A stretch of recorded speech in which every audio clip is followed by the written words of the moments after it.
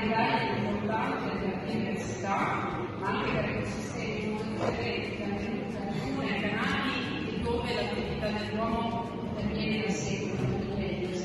quindi un rapporto di apoggio deve essere continuamente costruito, in dialogo peraltro tra regioni differenti che costruiscono assieme un percorso. Il territorio che dà anche tante soddisfazioni al Paese in termini di produzione di qualità, certificate, di origine, ma anche non soltanto di terra, ma anche assolutamente un premio del mercato che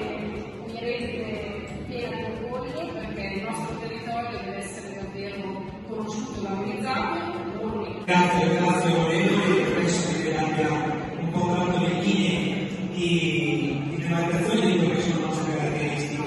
Un'area dove il terreno del Po, come il Po è il fiume più grande d'Italia, porta verso l'acqua, verso il mare, dove come detto lei,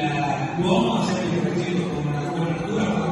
quanto mai in questa espressione in quest'area, perché dopo con la bonifica possiamo dire che è stato ridisegnato di nuovo in quest'area. E dentro quest'area si sono costruite le peculiarità, le condizioni per poter vedere queste autentiche cose autentiche, eccellenze che oggi, e ringrazio sia